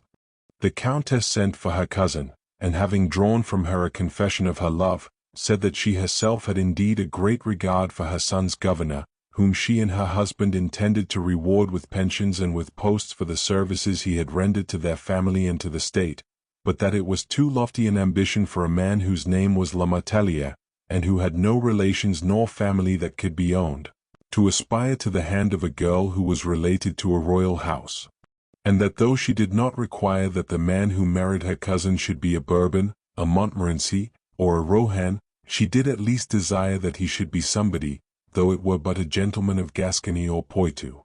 The Countess of Lippe's young kinswoman went and repeated this answer, word for word, to her lover, expecting him to be overwhelmed by it. But, on the contrary, he replied that if his birth was the only obstacle that opposed their union, there might be means to remove it. In fact, the abbé, having spent 8 years at the prince's court, amid the strongest testimonies of confidence and esteem, thought himself sure enough of the prince's goodwill to venture upon the avowal of his real name. He therefore asked an audience of the Countess, who immediately granted it. Bowing to her respectfully, he said, "Madam, I had flattered myself that your Highness honored me with your esteem, and yet you now oppose my happiness. Your Highness's relative is willing to accept me as a husband, and the prince your son authorizes my wishes and pardons my boldness. What have I done to you, madam, that you alone should be against me? And with what can you reproach me during the 8 years that I have had the honor of serving your highness? I have nothing to reproach you with, monsieur, replied the countess, but I do not wish to incur reproach on my own part by permitting such a marriage. I thought you too sensible and reasonable a man to need reminding that, while you confined yourself to suitable requests and moderate ambitions, you had reason to be pleased with our gratitude. Do you ask that your salary shall be doubled? The thing is easy. Do you desire important posts? They shall be given you. But do not, sir, so far forget yourself as to aspire to an alliance that you cannot flatter yourself with the hope of ever attaining. But, madam, returned the petitioner, who told you that my birth was so obscure as to debar me from all hope of obtaining your consent? Why, you yourself, monsieur, I think, answered the countess in astonishment, or if you did not say so, your name said so for you. And if that name is not mine, madam, said the abbé, growing bolder, if unfortunate, terrible, fatal circumstances have compelled me to take that name in order to hide another that was too unhappily famous, would your highness then be so unjust as not to change your mind? Monsieur, replied the countess, you have said too much now not to go on to the end. Who are you? Tell me. And if, as you give me to understand, you are of good birth, I swear to you that want of fortune shall not stand in the way. Alas, madam, cried the abbé, throwing himself at her feet, my name, I am sure, is but too familiar to your highness, and I would willingly at this moment give half my blood that you had never heard it uttered. But you have said it, madam, have gone too far to recede. Well, then, I am that unhappy Abbé de Ganges whose crimes are known and of whom I have more than once heard you speak. The Abbé de Ganges, cried the countess in horror, the Abbé de Ganges. You are that execrable Abbé de Ganges whose very name makes one shudder? And to you, to a man thus infamous, we have entrusted the education of our only son? Oh, I hope, for all our sakes, monsieur, that you are speaking falsely, for if you were speaking the truth I think I should have you arrested this very instant and taken back to France to undergo your punishment. The best thing you can do, if what you have said to me is true, is instantly to leave not only the castle, but the town and the principality. It will be torment enough for the rest of my life whenever I think that I have spent 7 years under the same roof with you. The abbé would have replied, but the countess raised her voice so much, that the young prince, who had been won over to his tutor's interests and who was listening at his mother's door, judged that his protégé's business was taking an unfavorable turn, and went in to try and put things right. He found his mother so much alarmed that she drew him to her by an instinctive movement, as though to put herself under his protection, and beg and pray as he might, he could only obtain permission for his tutor to go away undisturbed to any country of the world that he might prefer, but with an express prohibition of ever again entering the presence of the Count or the Countess of Lip.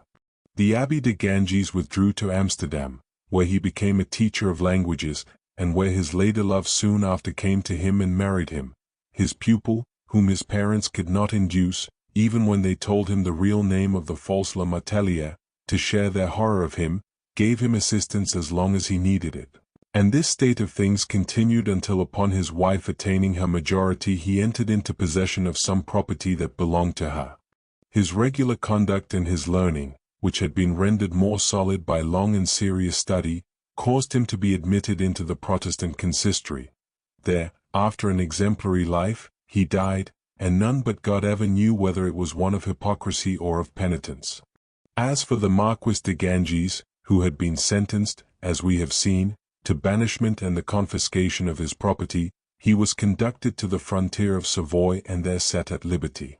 After having spent 2 or 3 years abroad, so that the terrible catastrophe in which he had been concerned should have time to be hushed up, he came back to France, and as nobody, Madame de Rossan being now dead, was interested in prosecuting him, he returned to his castle at Ganges, and remained there, pretty well hidden. M. de Baville, indeed, the lieutenant of Languedoc, learned that the Marquis had broken from his exile, but he was told, at the same time, that the Marquis, as a zealous Catholic, was forcing his vassals to attend Mass, whatever their religion might be.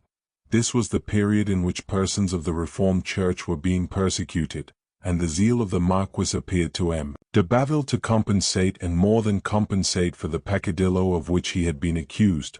Consequently, instead of prosecuting him, he entered into secret communication with him, reassuring him about his stay in France, and urging on his religious zeal, and in this manner 12 years passed by.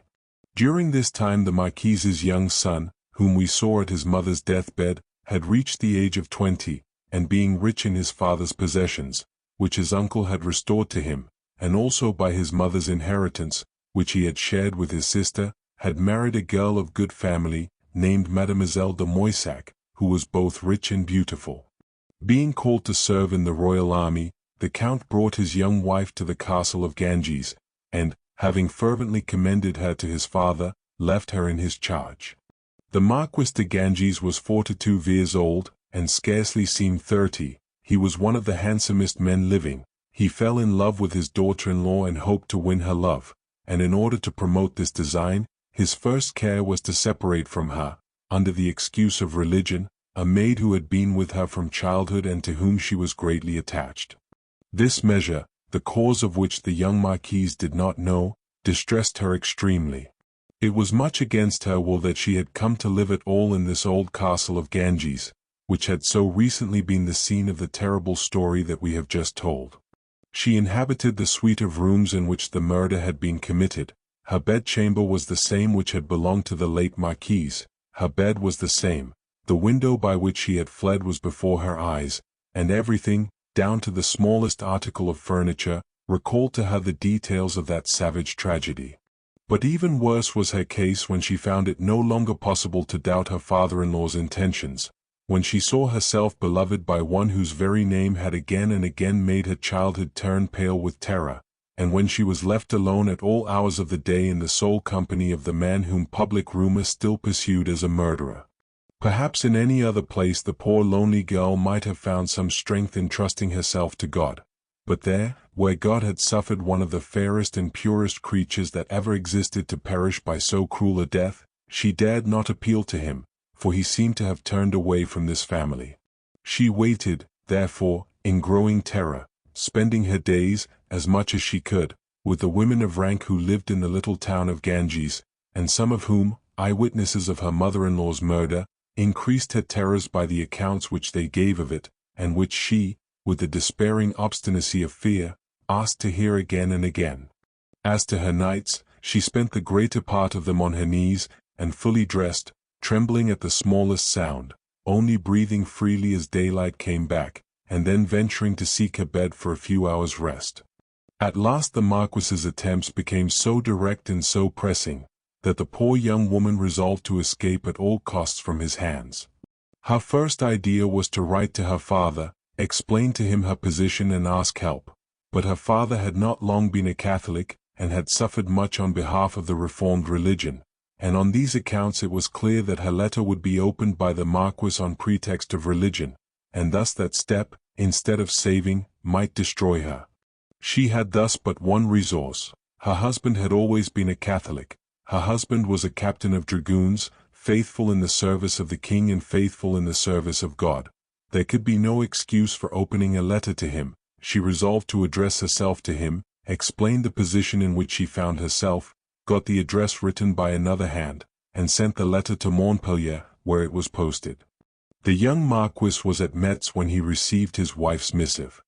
At that instant all his childish memories awoke. He beheld himself at his dying mother's bedside, vowing never to forget her and to pray daily for her.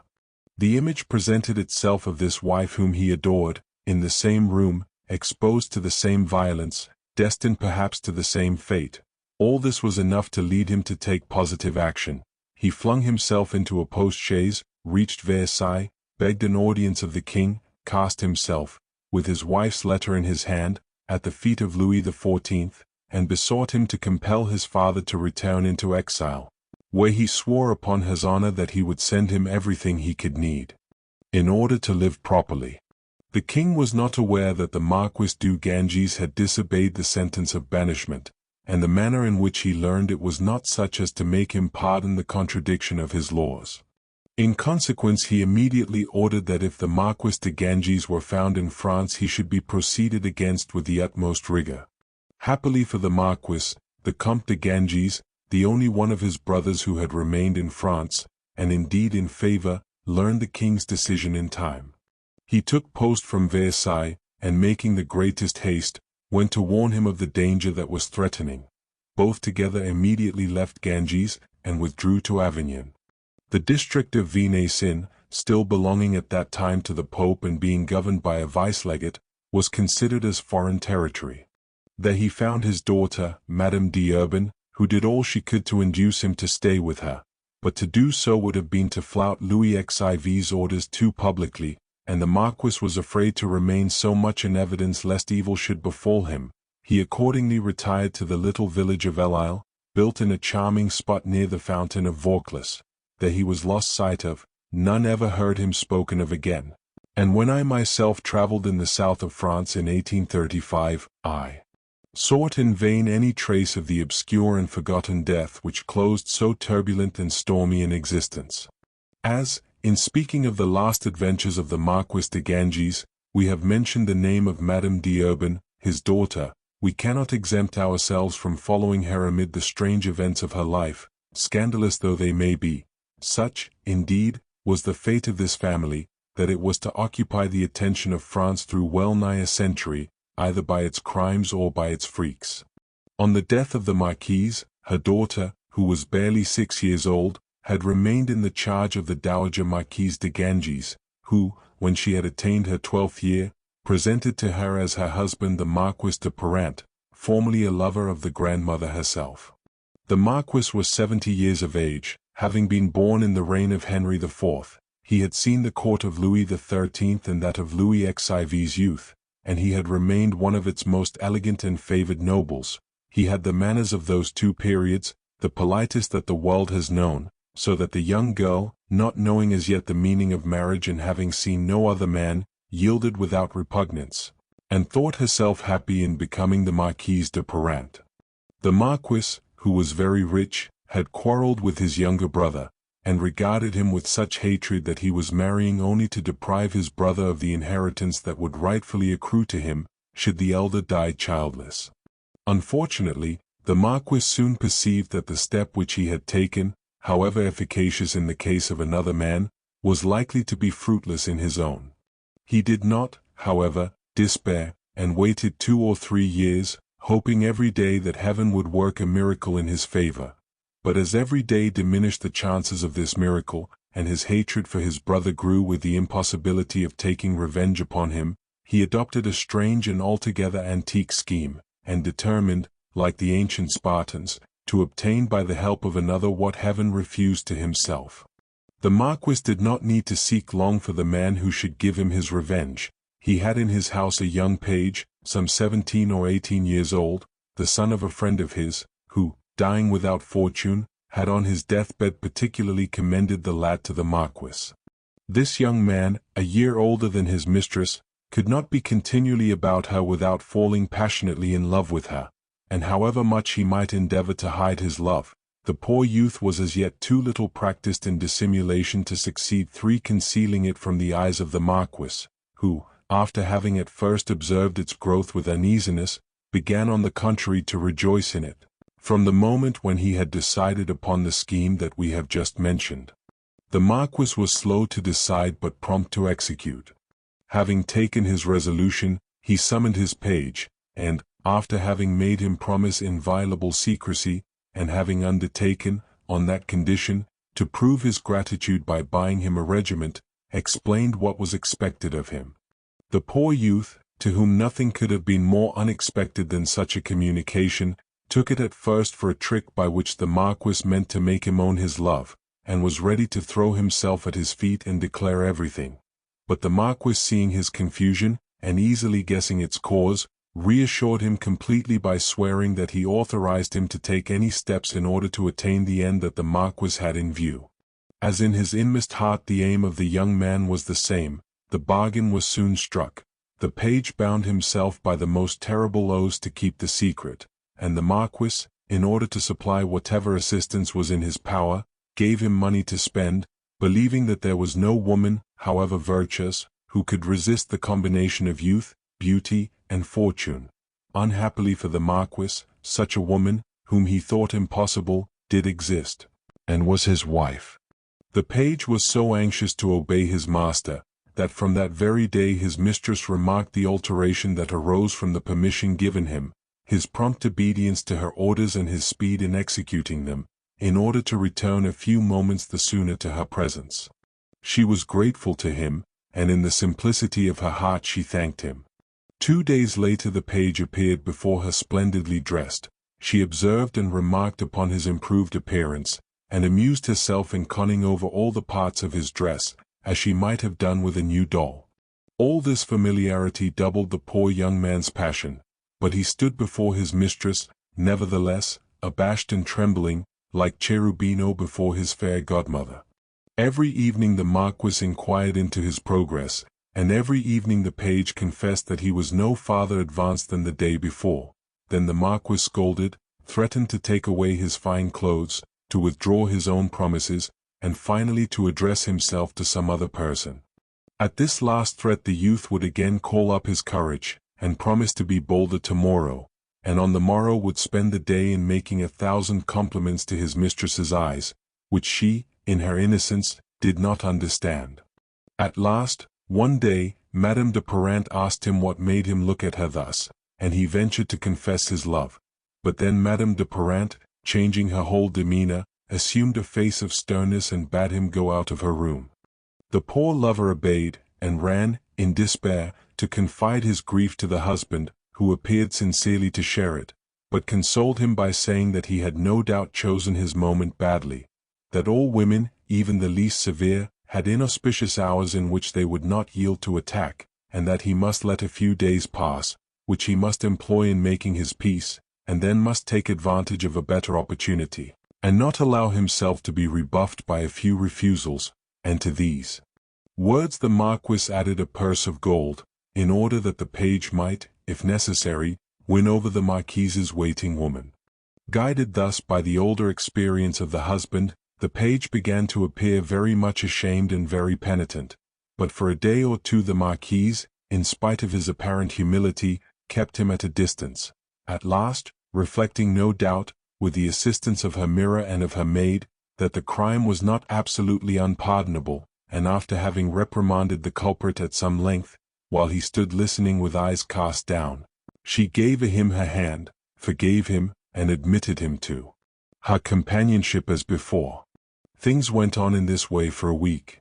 The page no longer raised his eyes and did not venture to open his mouth, and the Marquise was beginning to regret the time in which he used to look and to speak, when, one fine day while she was at her toilet, at which she had allowed him to be present, he seized a moment when the maid had left her alone, to cast himself at her feet and tell her that he had vainly tried to stifle his love, and that, even although he were to die under the weight of her anger, he must tell her that this love was immense, eternal, stronger than his life. The Marquise upon this wished to send him away, as on the former occasion, but instead of obeying her, the page, better instructed, took her in his arms. The Marquise called, screamed, broke her bell rope. The waiting maid, who had been bought over, according to the Marquis's advice, had kept the other women out of the way, and was careful not to come herself. Then the Marquise, resisting force by force, freed herself from the page's arms, rushed to her husband's room, and there, bare-necked, with floating hair, and looking lovelier than ever, flung herself into his arms and begged his protection against the insolent fellow who had just insulted her. But what was the amazement of the Marquise, when, instead of the anger which she expected to see break forth, the Marquis answered coldly that what she was saying was incredible, that he had always found the young man very well behaved, and that, no doubt, having taken up some frivolous ground of resentment against him, she was employing this means to get rid of him. But, he added, whatever might be his love for her, and his desire to do everything that was agreeable to her, he begged her not to require this of him, the young man being his friend's son, and consequently his own adopted child. It was now the Marquise who, in her turn, retired abashed, not knowing what to make of such a reply, and fully resolving, since her husband's protection failed her, to keep herself well guarded by her own severity. Indeed, from that moment the Marquise behaved to the poor youth with so much prudery, that, loving her as he did, sincerely, he would have died of grief, if he had not had the Marquis at hand to encourage and strengthen him. Nevertheless, the latter himself began to despair, and to be more troubled by the virtue of his wife than another man might have been by the levity of his. Finally, he resolved, seeing that matters remained at the same point and that the Marquise did not relax in the smallest degree, to take extreme measures. He hid his page in a closet of his wife's bedchamber, and, rising during her first sleep, left empty his own place beside her, went out softly, double-locked the door, and listened attentively to hear what would happen. He had not been listening thus for 10 minutes when he heard a great noise in the room, and the page trying in vain to appease it. The Marquis hoped that he might succeed, but the noise increasing, showed him that he was again to be disappointed. Soon came cries for help, for the Marquise could not ring, the bell-ropes having been lifted out of her reach, and no one answering her cries. He heard her spring from her high bed, run to the door, and finding it locked rush to the window, which she tried to open. The scene had come to its climax. The Marquis decided to go in, lest some tragedy should happen, or lest his wife's screams should reach some belated passer-by, who next day would make him the talk of the town. Scarcely did the Marquise behold him when she threw herself into his arms, and pointing to the page, said, "Well, monsieur, will you still hesitate to free me from this insolent wretch?" "Yes, madam," replied the Marquis, "for this insolent wretch has been acting for the last 3 months not only with my sanction but even by my orders." The Marquise remained stupefied.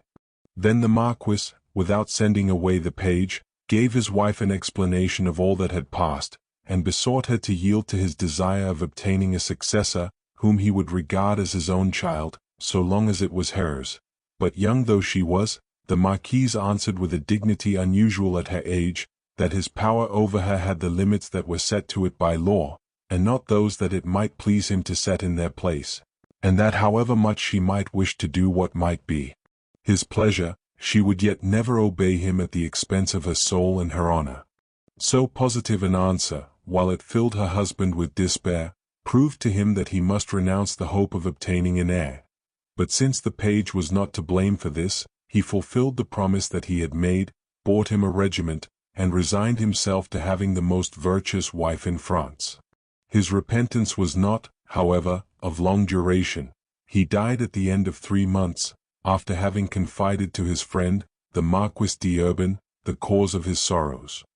The Marquis d'Urban had a son of marriageable age. He thought that he could find nothing more suitable for him than a wife whose virtue had come triumphantly through such a trial. He let a time of mourning pass, and then presented the young Marquis d'Urban, who succeeded in making his attentions acceptable to the beautiful widow, and soon became her husband. More fortunate than his predecessor, the Marquis d'Urban had 3 heirs to oppose to his collaterals, when, some 2 years and a half later, the Chevalier de Bouillon arrived at the capital of the county of Venaissin. The Chevalier de Bouillon was a typical rake of the period, handsome, young, and well-grown, the nephew of a cardinal who was influential at Rome, and proud of belonging to a house which had privileges of suzerainty. The Chevalier, in his indiscreet fatuity, spared no woman, and his conduct had given some scandal in the circle of Madame de Maintenon, who was rising into power. One of his friends, having witnessed the displeasure exhibited towards him by Louis XIV, who was beginning to become devout, thought to do him a service by warning him that the king gardait one dent against him. Translators note that garder one dent, that is, to keep up a grudge, means literally to keep a tooth against him. "Pardieu," replied the Chevalier, "I am indeed unlucky when the only tooth left to him remains to bite me." This pun had been repeated, and had reached Louis XIV, so that the Chevalier presently heard, directly enough this time, that the king desired him to travel for some years. He knew the danger of neglecting such intimations, and since he thought the country after all preferable to the Bastille, he left Paris, and arrived at Avignon, surrounded by the halo of interest that naturally attends a handsome young persecuted nobleman. The virtue of Madame d'Urban was as much cried up at Avignon as the ill behavior of the Chevalier had been reprobated in Paris. A reputation equal to his own, but so opposite in kind, could not fail to be very offensive to him, therefore he determined immediately upon arriving to play one against the other. Nothing was easier than the attempt. M. d'Urban, sure of his wife's virtue, allowed her entire liberty. The Chevalier saw her wherever he chose to see her, and every time he saw her found means to express a growing passion. Whether because the hour had come for Madame d'Urban, or whether because she was dazzled by the splendor of the Chevalier's belonging to a princely house, her virtue, hitherto so fierce, melted like snow in the May sunshine, and the Chevalier, luckier than the poor page, took the husband's place without any attempt on Madame d'Urban's part to cry for help. As all the Chevalier desired was public triumph, he took care to make the whole town acquainted at once with his success. Then, as some infidels of the neighborhood still doubted, the Chevalier ordered one of his servants to wait for him at the Marquise's door with a lantern and a bell. At 1 in the morning, the Chevalier came out, and the servant walked before him, ringing the bell. At this unaccustomed sound, a great number of townspeople, who had been quietly asleep, awoke, and, curious to see what was happening, opened their windows. They beheld the Chevalier, walking gravely behind his servant, who continued to light his master's way and to ring along the course of the street that lay between Madame d'Urban's house and his own. As he had made no mystery to anyone of his love affair, nobody took the trouble even to ask him whence he came. However, as there might possibly be persons still unconvinced, he repeated this same jest, for his own satisfaction, 3 nights running, so that by the morning of the 4th day nobody had any doubts left. As generally happens in such cases, M. d'Urban did not know a word of what was going on until the moment when his friends warned him that he was the talk of the town. Then he forbade his wife to see her lover again. The prohibition produced the usual results. On the morrow, as soon as M. d'Urban had gone out, the Marquise sent for the Chevalier to inform him of the catastrophe in which they were both involved. But she found him far better prepared than herself for such blows, and he tried to prove to her, by reproaches for her imprudent conduct, that all this was her fault, so that at last the poor woman, convinced that it was she who had brought these woes upon them, burst into tears. Meanwhile, M. d'Urban, who, being jealous for the first time, was the more seriously so, having learned that the Chevalier was with his wife, shut the doors, and posted himself in the antechamber with his servants, in order to seize him as he came out. But the Chevalier, who had ceased to trouble himself about Madame d'Urban's tears, heard all the preparations, and, suspecting some ambush, opened the window, and, although it was 1 o'clock in the afternoon and the place was full of people, jumped out of the window into the street, and did not hurt himself at all, though the height was 20 feet, but walked quietly home at a moderate pace. The same evening, the Chevalier, intending to relate his new adventure in all its details, invited some of his friends to sup with him at the pastry-cook Lecoq's. This man, who was a brother of the famous Lecoq of the Rue Montorgueil, was the cleverest eating-house keeper in Avignon. His own unusual corpulence commended his cookery, and, when he stood at the door, constituted an advertisement for his restaurant. The good man, knowing with what delicate appetites he had to deal, did his very best that evening, and that nothing might be wanting, waited upon his guests himself. They spent the night drinking, and towards morning the Chevalier and his companions, being then drunk, espied their host standing respectfully at the door, his face wreathed in smiles. The Chevalier called him nearer, poured him out a glass of wine and made him drink with them. Then, as the poor wretch, confused at such an honor, was thanking him with many bows, he said, "Pardieu, you are too fat for Lecoq, and I must make you a capon." This strange proposition was received as men would receive it who were drunk and accustomed by their position to impunity. The unfortunate pastry-cook was seized, bound down upon the table, and died under their treatment. The vice-legate being informed of the murder by one of the waiters, who had run in on hearing his master's shrieks, and had found him, covered with blood, in the hands of his butchers, was at first inclined to arrest the Chevalier and bring him conspicuously to punishment. But he was restrained by his regard for the Cardinal de Bouillon, the Chevalier's uncle, and contented himself with warning the culprit that unless he left the town instantly he would be put into the hands of the authorities. The Chevalier, who was beginning to have had enough of Avignon, did not wait to be told twice, ordered the wheels of his chaise to be greased and horses to be brought. In the interval before they were ready the fancy took him to go and see Madame d'Urban again. As the house of the Marquise was the very last at which, after the manner of his leaving it the day before, the Chevalier was expected at such an hour, he got in with the greatest ease, and, meeting a lady's maid, who was in his interests, was taken to the room where the Marquise was. She, who had not reckoned upon seeing the Chevalier again, received him with all the raptures of which a woman in love is capable, especially when her love is a forbidden one. But the Chevalier soon put an end to them by announcing that his visit was a visit of farewell, and by telling her the reason that obliged him to leave her. The Marquise was like the woman who pitied the fatigue of the poor horses that tore Damien limb from limb. All her commiseration was for the Chevalier, who on account of such a trifle was being forced to leave Avignon. At last the farewell had to be uttered, and as the Chevalier, not knowing what to say at the fatal moment, complained that he had no memento of her, the Marquise took down the frame that contained a portrait of herself corresponding with one of her husband, and tearing out the canvas, rolled it up and gave it to the Chevalier. The latter, so far from being touched by this token of love, laid it down, as he went away, upon a piece of furniture, where the Marquise found it half an hour later. She imagined that his mind being so full of the original, he had forgotten the copy, and representing to herself the sorrow which the discovery of this forgetfulness would cause him, she sent for a servant, gave him the picture, and ordered him to take horse and ride after the Chevalier's chaise. The man took a post-horse, and, making great speed, perceived the fugitive in the distance just as the latter had finished changing horses. He made violent signs and shouted loudly, in order to stop the postilion. But the postilion having told his fare that he saw a man coming on at full speed, the Chevalier supposed himself to be pursued, and bade him go on as fast as possible.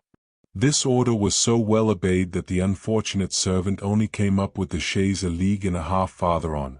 Having stopped the postilion, he got off his horse, and very respectfully presented to the Chevalier the picture which he had been bidden to bring him. But the Chevalier, having recovered from his first alarm, bade him go about his business, and take back the portrait, which was of no use to him, to the sender.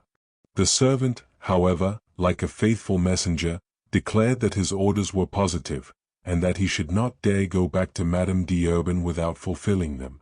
The Chevalier, seeing that he could not conquer the man's determination, sent his postilion to a farrier, whose house lay on the road, for a hammer and 4 nails, and with his own hands nailed the portrait to the back of his chaise. Then he stepped in again, bade the postilion whip up his horses, and drove away, leaving Madame d'Urban's messenger greatly astonished at the manner in which the Chevalier had used his mistress's portrait. At the next stage, the postilion, who was going back, asked for his money, and the Chevalier answered that he had none. The postilion persisted. Then the Chevalier got out of his chaise, unfastened Madame d'Urban's portrait, and told him that he need only put it up for sale in Avignon and declare how it had come into his possession, in order to receive 20 times the price of his stage. The postilion, seeing that nothing else was to be got out of the Chevalier, accepted the pledge, and, following his instructions precisely, exhibited it next morning at the door of a dealer in the town, together with an exact statement of the story. The picture was bought back the same day for 25 louis. As may be supposed, the adventure was much talked of throughout the town. Next day, Madame d'Urban disappeared, no one knew whither, at the very time when the relatives of the Marquis were met together and had decided to ask the king for a lettre de cachet. One of the gentlemen present was entrusted with the duty of taking the necessary steps, but whether because he was not active enough, or whether because he was in Madame d'Urban's interests, nothing further was heard in Avignon of any consequences ensuing from such steps. In the meantime, Madame d'Urban, who had gone to the house of an aunt, opened negotiations with her husband that were entirely successful, and a month after this adventure she returned triumphantly to the conjugal roof.